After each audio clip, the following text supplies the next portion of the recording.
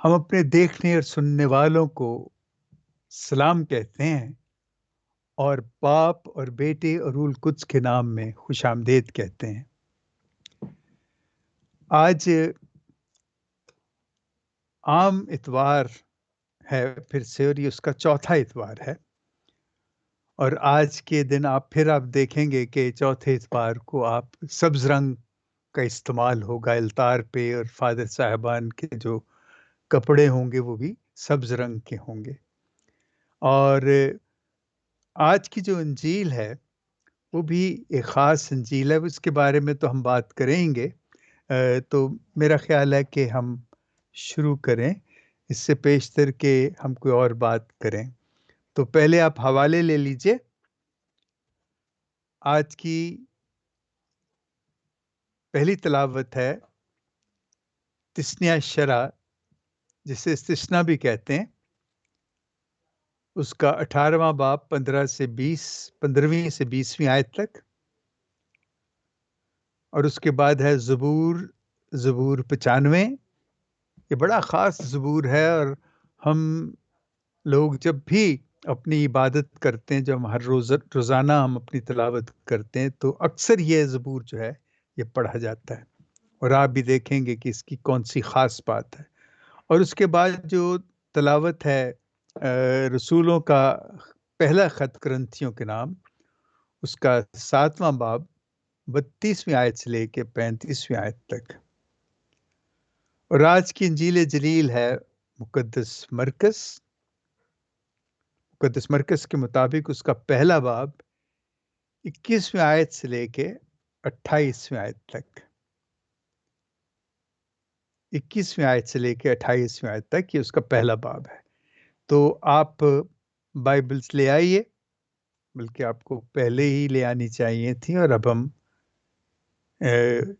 تلاوت کریں گے۔ اس میں یوں لکھا ہے کہ تب وہ کفرنہوم میں داخل ہوئے، اور وہ فوراً سبت کے دن عبادت خانے میں جا کر تعلیم دینے لگا، اور لوگ اس کی تعلیم سے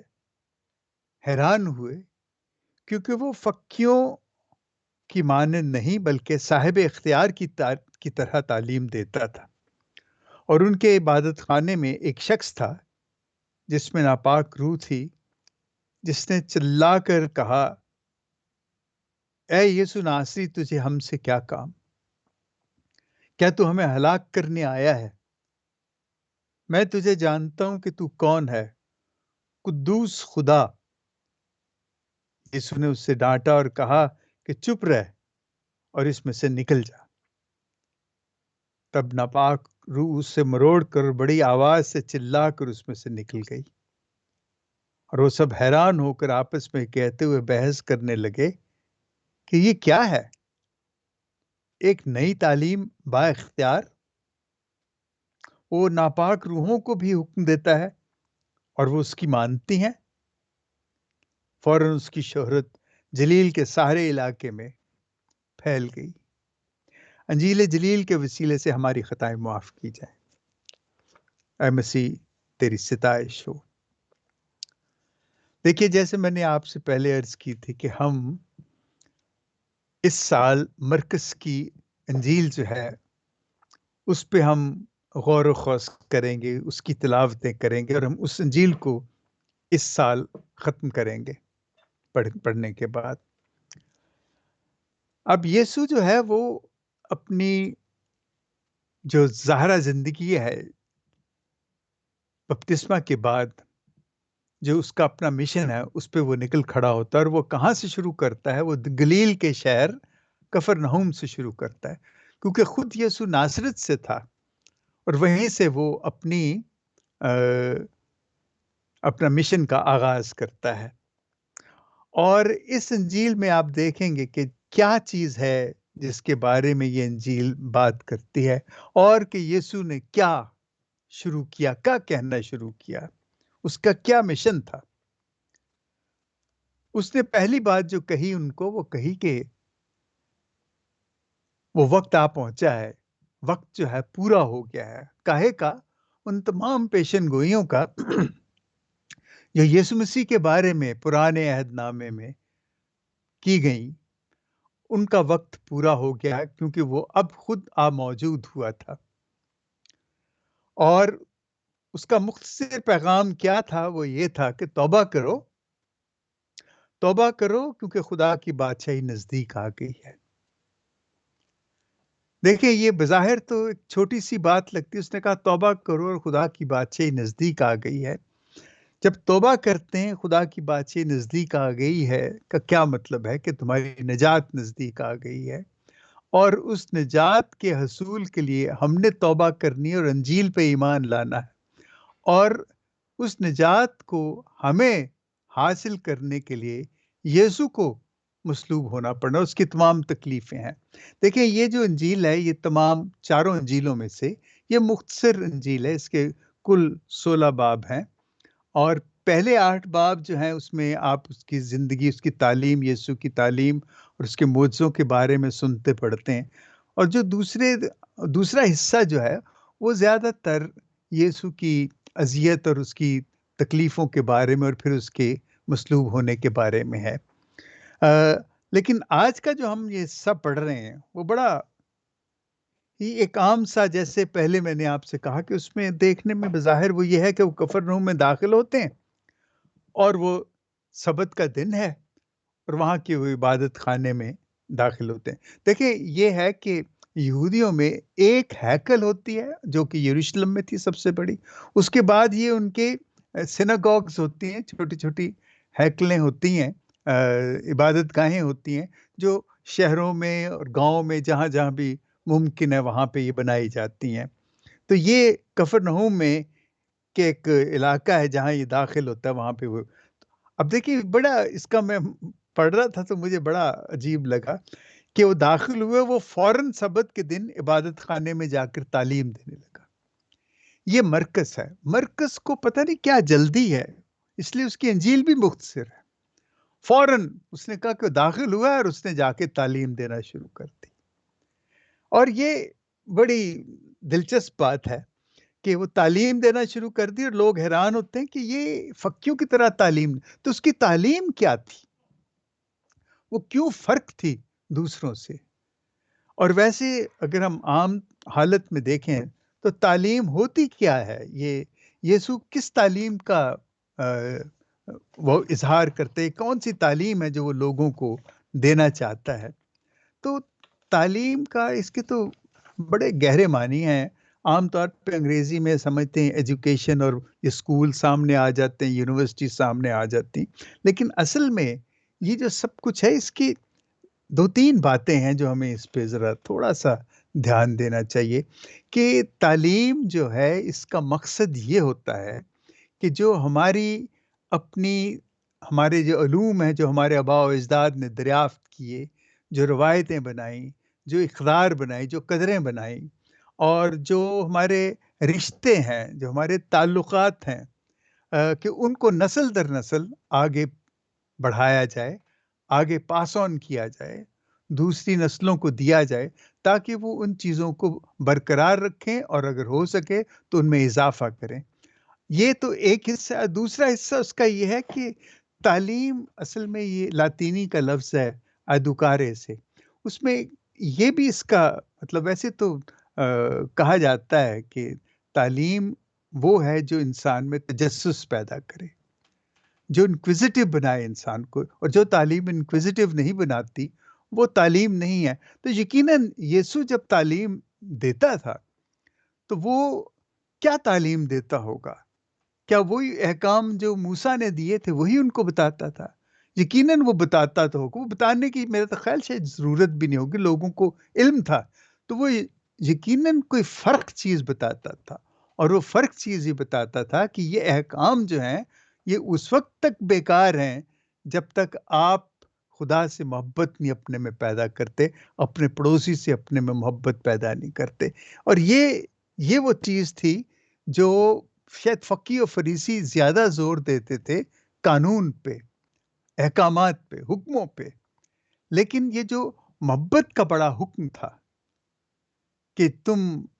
خدا سے پیار کرو، حکم تو اس وقت مانو اگر تم اسے پیار کرتے ہو. صرف حکم ماننے سے تم اپنے پیار کا اظہار نہیں کرتے. آپ تو شاید خوف سے اس سے پیار کر رہے ہو.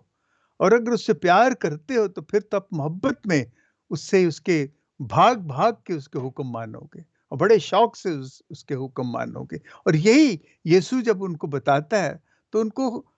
حکموں سے ڈراتا نہیں، ان کی سزا سے نہیں ڈراتا، بلکہ ان کی جزا ان کو دیتا ہے کہ جو محبت ہے نا،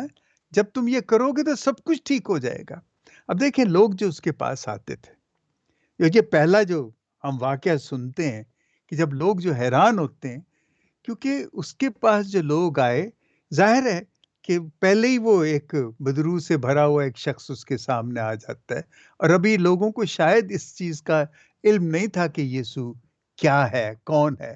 اس کا جو تعارف ہے وہ تو اس بدرو زدہ شخص نے دلایا. اس نے آ کر کہا تو قدوس خدا ہے،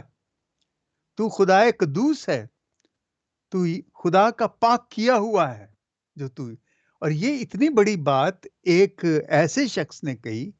جس سے کہ لوگ ڈرتے تھے، سمجھتے تھے کہ اس میں بدرو ہے، اس کو نزدیک نہیں آنے دیتے تھے. وہ گواہی دیتا ہے کہ یہ جو یسوع ہے ہم اسے جانتے ہیں،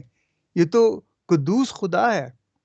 اور اس کا جب اس کو یہ بتاتا ہے لوگوں کو تو لوگ اس سے بھی حیران ہوتے ہیں. اور جب وہ اپنی تعلیم دیتا ہے، اور جب وہ تعلیم دیتا ہے اور وہ ان کو بتاتا ہے کہ کیسے کیا روایتیں تھیں اور آج کیا روایتیں ہیں، اور کس طرح یہ فقیوں فریسیوں نے اور سردار کاہنوں نے کس طرح ان چیزوں کو تروڑ مروڑ کے ایسی شکل ان کی اختیار کر دی، بنا دی ہے کہ جن کو ماننا سوائے قانون ماننے کے اور کچھ ہے ہی نہیں، کہ ہمیں بس اس پہ چلنا ہے، اور باقی ہم نے دائیں بائیں بالکل نہیں دیکھنا کہ کون دکھ میں ہے، کون سکھ میں ہے، کس کو ہماری ضرورت ہے. اس سے ان کو قطعی کوئی تعلق نہیں تھا. ایک تو یہ بات تھی کہ یہ اس قسم کی تعلیم تھی جو کہ بالکل فقی فریسیوں سے ہٹ کے تھی. دوسرا یہ ہے کہ یسوع جب تعلیم دیتا تھا تو وہ اس طرح تھا جیسے کہ یہ جو تعلیم ہے اور یہ جو احکامات ہیں یہ اسی کے بنائے ہوئے ہیں. ظاہر ہے وہ تو خدا ہی تھا ان کے درمیان، اور وہ اسی نے تو قانون بنائے تھے، وہ سارے اسی نے تو وہ احکامات دیے تھے. لیکن وہ ان کو سمجھا رہا تھا کہ ان کو ماننا صرف ایک حکم سمجھ کے نہیں ماننا، بلکہ ان کو ماننا ہے جس سے کہ آپ کی محبت کا اظہار ہو اس کے لیے جس نے وہ بنائے، جس نے آپ کو حکم دیا کہ آپ ان کو مانو. اور یہ ایسی تعلیم تھی جو لوگوں کو بہت اچھی لگی. ان کو سمجھ آئی کہ یہ تو بڑی بات تھی جو ہم نے نظر انداز کر دی، اور ہم صرف قانون اور حکم ماننے کے اس پہ لگ گئے. اور اس نے بڑے اختیار سے ان کو کہا کہ یہ ایسے ہے، یوں نہیں، اس طرح کرو. اور یہ جو اختیار تھا ان کو واقعی بڑی حیرانگی ان کو تھی اس بات کی کہ یہ کیسے یہ ہو سکتا ہے کہ یہ ہماری کہی ہوئی سارے احکامات کو اس طریقے سے اس نے بیان کر دیا ہے کہ وہ اتنا آسان بنا دیا. وہ تو اس کو مشکل سے مشکل بنا کے رکھنا چاہتے تھے تاکہ لوگوں پہ احکامات کا، شریعت کا اتنا بوجھ رہے کہ ان کو فرصت ہی نہ ملے کہ وہ فقی فریسیوں کی ان بےایمانیوں کو دیکھ سکیں جو وہ کر رہے تھے. اور یہ جو ہے اس قسم کی تعلیم، ظاہر ہے کہ یہ ان کو تو کسی طرح بھی وہ نہیں چاہتے تھے کہ یہ نئی تعلیم جو ہے وہ ان تک پہنچے، کہ یسوع ایسی تعلیم جو ہے ان کو دے. اب دیکھیں اس کا جو اختیار تھا، ظاہر ہے وہ خدا ہے، وہ اختیار تو اس کے پاس خدا نے اس کو دیا ہے. اور خدا نے اس کو کب دیا ہے کہ جب اس نے اعلانیہ کہا کہ یہ میرا پیارا بیٹا ہے جس سے میں خوش ہوں، بپتسمے کے وقت. اور جب اس نے اپنا پیارا بیٹا بنایا، اور اس وقت اس کو سارا اختیار جو ہے وہ دے دیا گیا. اور اس لیے وہ اختیار سے جو تعلیم کرتا تھا، اور لوگ اس سے ایک تو وہ طبقہ جو پسا ہوا دبا ہوا طبقہ تھا وہ تو خوش تھا، کیونکہ جس طریقے سے یسوع ان سے بات کرتا تھا وہ اتنا خوبصورت طریقہ تھا، وہ ان کے دل میں اتر جاتا تھا، اور یسوع کی ہر بات ان کے دل کے اندر سے چیر کے گزر جاتی تھی، اور وہ بس چاہتے تھے کہ وہ بولتا رہے اور وہ سنتے رہیں.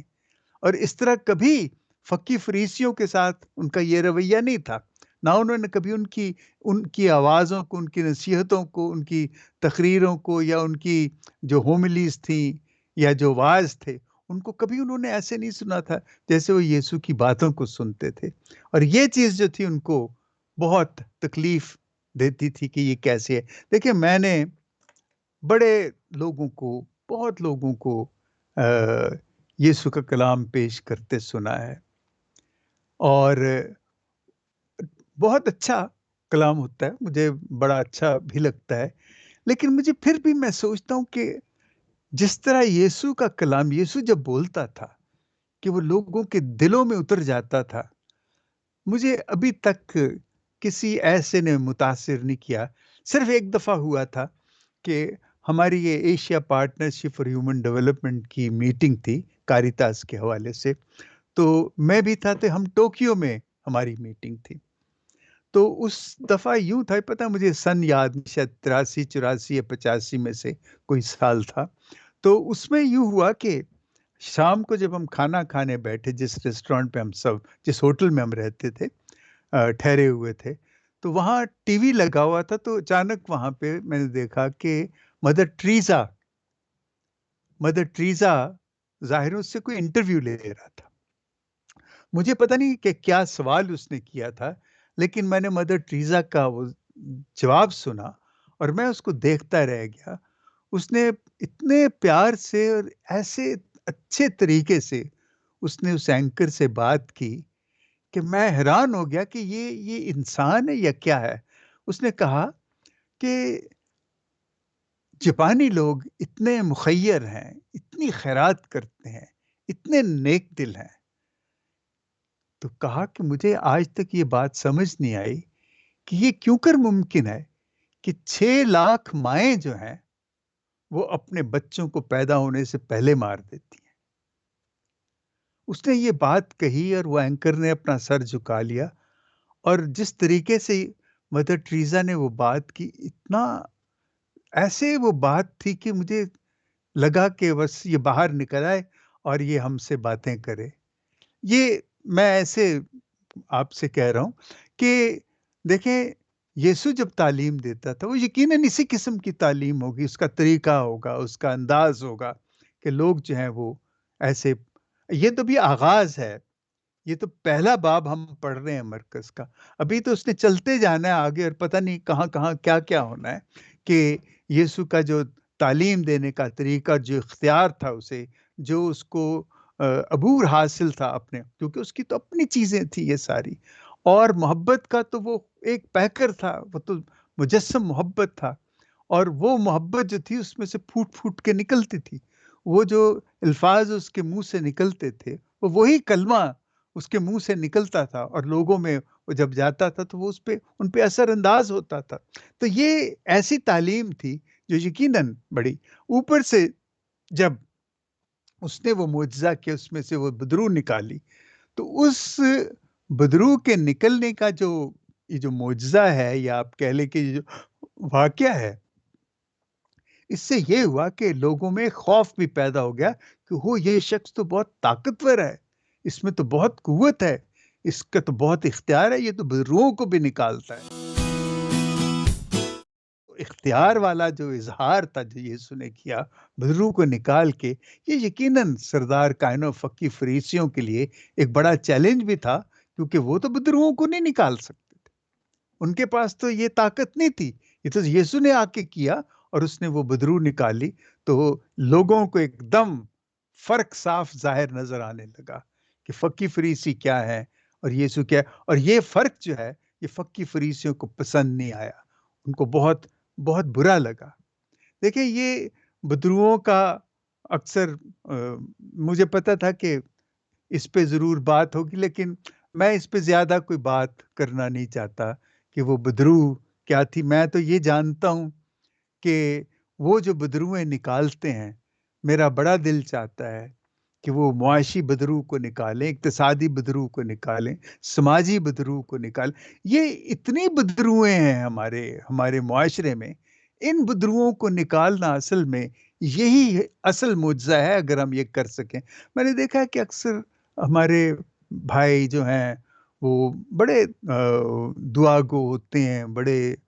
مذہبی ہوتے ہیں، اور اکثر بیماروں پہ وہ دعا کر کے ان کو شفا دیتے ہیں۔ میں مانتا ہوں کہ ضرور ان میں یہ قوت ہوگی، لیکن میرا جی چاہتا ہے کہ وہ سماجی برائیوں کی جو بدرویں ہیں ان کو بھی کسی طرح درست کرنے میں وہ کریں، لیکن وہ چونکہ وہ دعاؤں سے کم اور عمل سے زیادہ نکلیں گی، تو عمل کے معاملے میں ہم تھوڑے نا ذرا بخیل ہیں، ہم اتنا فراخ دل نہیں ہیں، ہمیں عمل جو ہے وہ ہمیں مشکل لگتا ہے، اور اصل میں عمل ہی کی کمی کی وجہ سے ہم کمتر رہ گئے ہیں۔